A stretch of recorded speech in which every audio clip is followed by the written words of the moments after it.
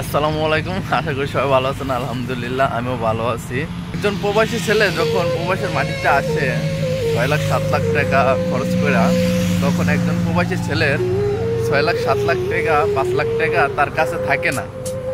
তখন সে তার ফ্যামিলির আশেপাশের আত্মীয় স্বজন বা কাছের নিকটের যত প্রিয় মানুষগুলো আছে তাদের কাছে হাত পাতে কিছু টাকা হেল্প নেওয়ার জন্য।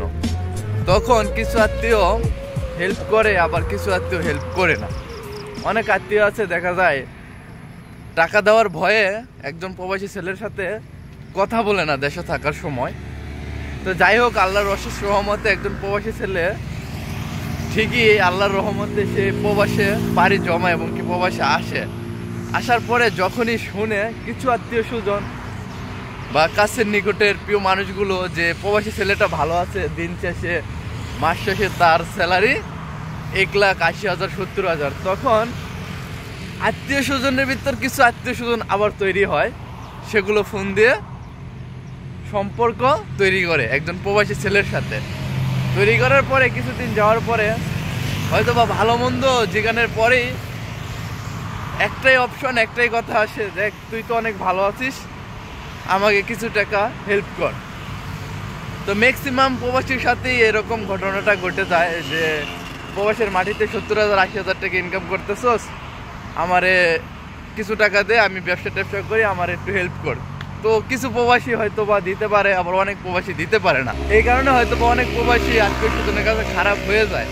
কিন্তু একটা সময় এই প্রবাসী যখন এই প্রবাসের মাটিতে আসার জন্য হাত পাচ্ছে, তখন গেলাম ওই আত্মীয় স্বজনগুলো তাকে টাকা দিয়ে হেল্প করে না। এখন সে ভালো আছে, এ কারণে তার কাছে টাকা চায়। অনেক প্রবাসী এই প্রবাসের মাটিতে ফোন রিসিভ করতে ভয় পায়। বাস্তব কথা, আমার নিজের চোখে দেখা সত্যি, অনেক প্রবাসী ফোন রিসিভ করতে ভয় পায়। কেন ভয় পায় জানেন? কারণ একটাই, যখনই ফোন দিয়ে 2-1 মিনিট কথা বলার পরে আর কোনো কথা নেই, কথা একটাই, প্রবাসের মাটিতে আসো, অনেক টাকা ইনকাম করতেছো, কিছু টাকা দিয়ে হেল্প কর, আমি একটা বিজনেস করতেছি, আমি একটা বড় ধরনের বিপদে পড়ছি, এখন তুই ছাড়া আমার কোনো গতি নেই। এই কথাটা অনেক প্রবাসী শুনতে আর ভালো লাগে না। এই কারণে অনেক প্রবাসী চিন্তা করে যে দেশ থেকে যত ফোন আসবে একটা ফোনও রিসিভ করব না।